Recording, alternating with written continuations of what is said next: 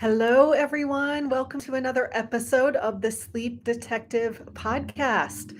So, this is a bonus episode to celebrate the name change. This was used to be the Insomnia Fix, and now it is the Sleep Detective podcast. And this is where good sleep, health, and longevity are inevitable.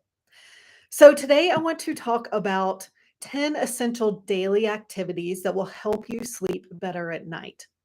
And I don't talk about these basics a lot. As if you've been listening for any period of time, then you know. And if you're new, now you know. I really dive deeper into what causes insomnia. And it has a lot to do with the body being in chaos. I talk a little bit too about how the mind affects sleep.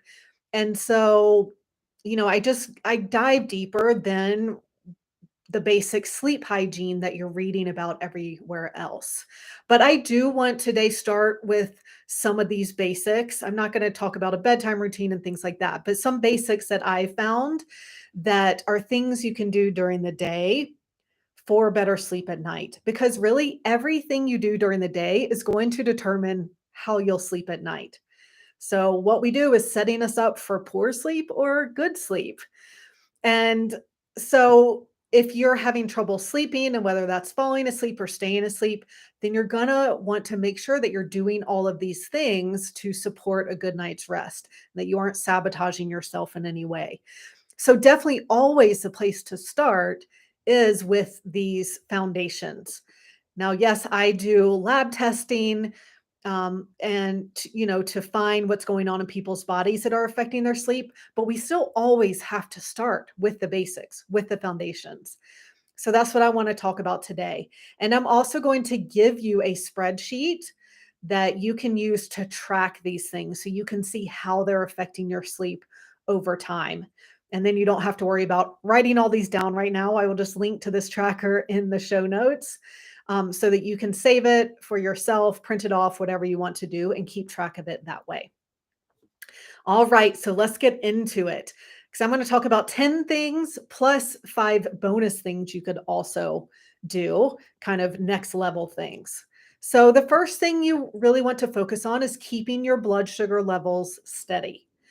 So I have a couple different episodes all about this, but the idea is that if you are on the blood sugar roller coaster during the day, so that means your blood sugar is going way up after you eat and then it's crashing way down and then your body's releasing um, cortisol, which raises it again, or your body craves um, quick energy in the form of carbohydrates and refined sugary foods, then you are on this extreme roller coaster. And when that's happening all day, that's going to continue into the night. Whenever your blood sugar drops too low at night, that is going to, your body's going to release cortisol, which is going to make you wake up. So, the first thing is you want to keep blood sugar levels steady by avoiding those refined processed foods, especially the refined sugars and carbohydrates. So things like pastries and donuts and Red Bull and things like that. And you want to make sure to have protein and fat with every snack and meal. Now, this isn't always enough to keep blood sugar levels steady, especially if you aren't sleeping well. So you'll want to check out my other episodes to learn more because I dive deeper into those, into things you can do to make sure that you're keeping your blood sugar levels steady. But that is key, something to work on. Now, the second thing I recommend is getting sunshine first thing in the morning for 5 to 30 minutes to regulate your body clock. So, if it's really sunny out, 5 minutes is long enough. If it's overcast, you might want more like 30 minutes. But this is important because our body clock relies on light to tell it when to be awake and asleep. And so, getting the sunlight in the morning can act as an anchor light to set your body clock. Now, number 3 is to not drink caffeine after 12 p.m. and limit to 1 cup max. So, our bodies take time to process caffeine. And for some people, especially women, it takes longer than others. And so, the more you're drinking caffeine and the later in the day you're drinking it, then the longer it's going to stay in your system and can affect your sleep the next night. Now, you also want to, for number 4, exercise every day. So I don't mean you have to run 5 miles or do CrossFit. In fact, I don't recommend those things if you aren't sleeping well. That can be too stressful. But even a 20-minute walk, studies show, will help you sleep better. Number 5, you really want to take breaks during the day to manage your stress. So when we aren't sleeping well, and then our bodies are constantly stressed, cortisol levels stay high, and so we get kind of stuck in that fight or flight response where cortisol just stays high all the time.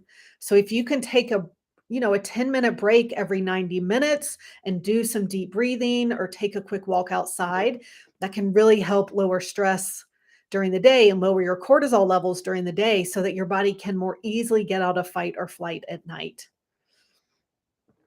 Number 6, you also want to eat dinner at least 2 hours before bed. So you don't want your body to be digesting food when you're trying to sleep. So you don't want to eat a big meal too close to bedtime. If you are hungry before bed, a small snack is fine, about 100 to 200 calories with fat, protein, and some complex carbs. And this can actually help people with blood sugar issues sleep better at night. So if the snack helps, then you probably do have blood sugar issues that you want to look into more. All right, number 7. I recommend not drinking alcohol at least 5 hours before bed. I used to say at least an hour for every drink, but knowing that alcohol affects our sleep quality no matter what, even if it d even if for people who are good sleepers and it doesn't wake them up, it's still affecting the quality of their sleep. So having that alcohol out of your system and your liver already having started working on detoxifying that can make a big difference. So happy hour instead of a nightcap is what I would recommend. And we know that alcohol can help us fall asleep, but it's not going to help us stay asleep. So it's really common for alcohol to wake us up about 4 hours after falling asleep when the liver is most active in the middle of the night and is trying to detoxify it. All right, number 8, you do want to dim the lights 2 hours before bed or wear blue light blocking glasses. So, this is a basic sleep tip, but it's super important because blue light from light bulbs and screens tells our body that it's daytime, and then it suppresses melatonin production. So, you want to dim the lights so that your body does start producing melatonin and you're giving it the signal that it's going to be time for bed soon. Now, number 9, you also want to have what I call a power down hour before bed. So, this does involve, doing things that don't involve screens at least an hour before bed. I would say at least start with 30 minutes. If an hour seems too long, then start with 30 minutes. I honestly watch TV most nights until about 9:15, 9:30, and then I kind of get ready for bed and read until 10 o'clock or 10:15 when I go to sleep. So I still have this buffer area. And and I sleep great like that. It's probably affecting the quality of my sleep a little bit, but I'm sleeping fine and waking up rested, so I'm not worried about it. But if you aren't sleeping well, then you want to be more strict about this. So, start with 30 minutes, shoot for at least an hour before bed without screens. And then number 10 is you want your bed to be for sleep and sex only.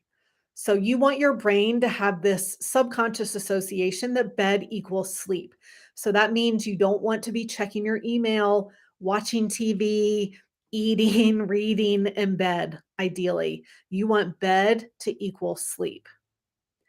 So those are the top 10 recommendations I have, and I want you to get out the tracker and actually check these off. It's easy to say, "Yeah, I already do that. Yeah, I already know that." But a lot of times we know it, but we aren't doing it. So actually check off how many of these are you actually doing? Not how many you know that you should be doing, but how many are you actually doing? And then pick one to start changing and start checking these off every day on the tracker and see how things go. Now, let's say you're already doing all these recommendations. I know when I was going through my insomnia period for 2 years, I was already doing these things, and it was really frustrating to keep reading about the same things over and over again. So I have 5 more bonus things that you can also add on that should help even more. So, bonus number 1 is to actually start your day with a morning routine. Now, you might wonder how this is going to affect sleep, but it's helping us start our day off in a relaxed way. Instead of waking up to an alarm clock, rushing around to get ready for work or get the kids out the door or cuz your baby wakes up crying or whatever it is. Having this morning routine means you start off relaxed and then it's easier for your cortisol levels to stay low throughout the day as well. And I've had quite a few clients who say that this made a huge difference for them. So I highly recommend it. All right, bonus number 2 is to do some journaling. So writing down your thoughts at some point during the day. And so this can be first thing in the morning if you didn't sleep well the night before and you're having a lot of negative thoughts. It can be before you finish work for the day, kind of write down everything that you're planning on for the next day and what you need to do. So that way you aren't thinking about that in the middle of the night. Or if you want to do it for an hour. So, it just helps so much to get them out of your head. So then you aren't waking up thinking these things over and over again because that's the only time your brain has had a chance to actually think of these things. Bonus number 3 is to meditate. So we know that meditation lowers our cortisol levels, it lowers our blood pressure, lowers our body temperature, it puts us into a calm and relaxed state. So, if you haven't meditated before, then I don't recommend starting it right before bed. I recommend starting at some other time during the day for a couple weeks to get used to it. And then, as you're comfortable with it, then start trying it before bed. But I find that meditating before bed really helps me kind of get all those thoughts out and so that I can sleep a lot better. Bonus number 4 is to write down what you're grateful for. So, feeling grateful or a gratitude practice actually activates our hypothalamus, which also controls our sleep. So, studies show that this is beneficial, that when we feel thankful, it's easier for us to have a deeper natural sleep.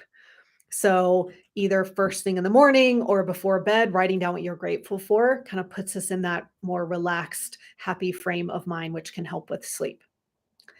Bonus number 5 is actually, especially if you're going through a bout of insomnia right now, is stopping caffeine and alcohol completely.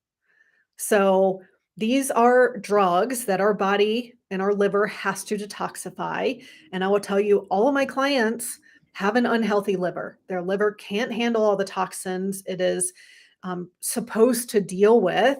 And so those toxins circulate around at night when the liver's trying to get rid of them, and they cause inflammation, which causes your body to release cortisol, which causes you to wake up.